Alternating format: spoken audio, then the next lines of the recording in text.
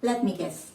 You have spent years learning English, memorized the grammar rules, aced the exams, maybe even mastered the difference between past perfect and present perfect progressive like some kind of linguistic ninja. But somehow, every time a native speaker opens their mouth, it still feels like they are speaking some ultimate version of English. Like the kind that only gets passed around at secret native speaker meetings no textbook ever warned you about.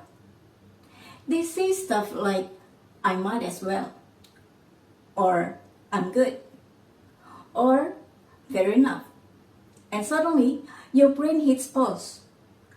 You're sitting there thinking, wait, was that even English? Was there a module I skipped? Did the teacher just skip that entire chapter because they assumed we'd never survive long enough to use it anyway? No, you didn't miss anything. You just weren't taught this kind of English. The living, breathing kind. The one people actually use out in the wild, not the weird ceremonial version they stick in classrooms. So, here's what we're doing today. We're going rogue. I'm handing you 5 expressions that are actually used by real people every single day. No fluff, no outdated nonsense, and definitely nothing that sounds like it came out of a butler's mouth in 1852. If your textbook told you how do you do is standard conversation, I'm sorry. That book owes you an apology. Alright, let's jump in with a phrase that shows up everywhere but almost never gets explained. Might as well. If you have never heard this one before, you are not in a treat. Might as well is the official phrase of mind regret and giving up, but in a chill way. It's what you say when you are not particularly thrilled about something, but you figure, screw it, why not? It's not exactly excitement, but it's not refusal either. It's what happens when your expectations pack their bags and leave the building. Picture this. You are already on the couch in your sad Saturday uniform. Sweatpants, messy hair, snacks within arm's reach. You had plans, but they all involve doing absolutely nothing. Then your roommate pops in like, hey, want to help me reorganize the spice rack? Every fiber of your being screams no. But you sigh, look around at your tragic snack pile and go, oh, I guess I might as well. That's the vibe. Zero joy, total surrender, but also a little humor. Like, this is my life now. Fine. Structure-wise, it's super simple. Might as well is always followed by the base form of the verb. Not to go or to cry. Just go, cry, eat, burn everything to the ground. You get the idea. Alright, moving on to something sneakier. I'm good. Now this one tricks a lot of learners. You probably learned that I'm good means I'm doing well. And sure, sometimes it does. But in most casual conversation, it's code for no thanks. I'm okay without that. It's how we politely decline everything from coffee refills to unsolicited advice. You're at a dinner party and someone's like, want more mashed potatoes? You're full, but you don't want to be rude. Just say, I'm good. That's it. No big speech, no dramatic waving of hands. Just a calm, confident, I'm good. But tone matters here. Say it with warmth.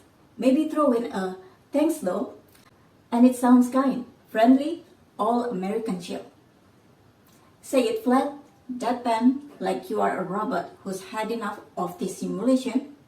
Now it sounds cool. Or worse, passive aggressive. Don't do that. Next expression, no biggie. This one is short for no big deal, and it's the go-to phrase for downplaying a mistake or brushing off a small problem.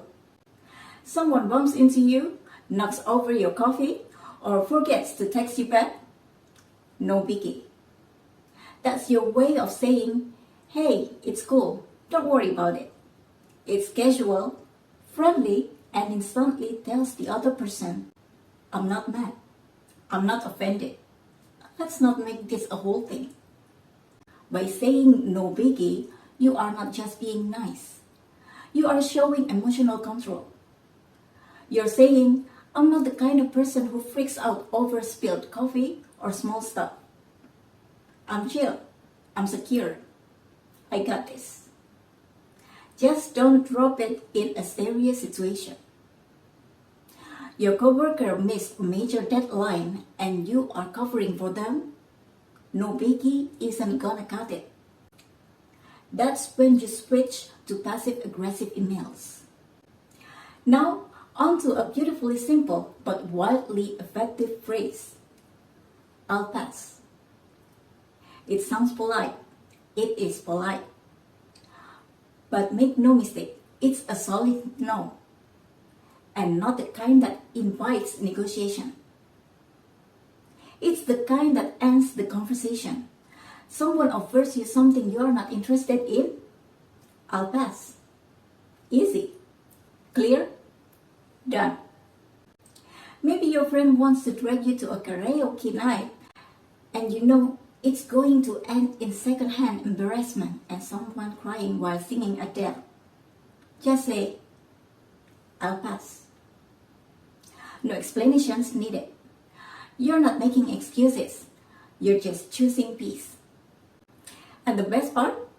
It sounds firm without sounding hostile, unless you want it to.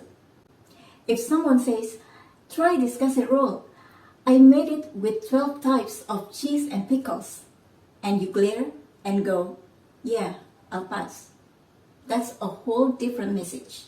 It's still polite, but now it's wearing brass knuckles. And finally, our last phrase, fair enough. Yes.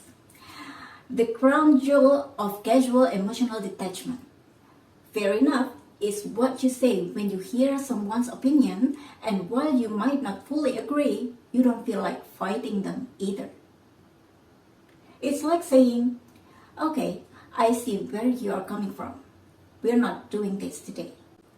Your friend cancels on you last minute because they need alone time to recharge. You're a little annoyed. You wanted to hang up. But instead of launching into a passive-aggressive guilt trip, you just say, fair enough. It's cool.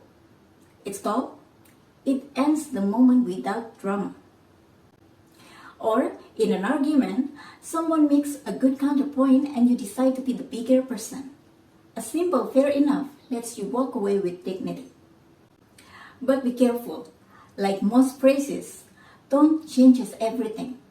Say fair enough in a bored voice and you sound like you are seconds away from murder. Say it too sweet and it sounds fake. The sweet spot is neutral but respectful. That's what makes it a power move. So, there you have it. 5 real-life expressions to help you sound less like a robot and more like a natural human who's watched a few Netflix shows without subtitles. Because fluency isn't about being perfect. It's about being understood, sounding natural, and feeling confident when you speak. If you found this helpful, go ahead and hit that subscribe button. No pressure, of course. I'll pass if you don't. But if you do, fair enough. Until next time, never give up, stay positive, and stay curious.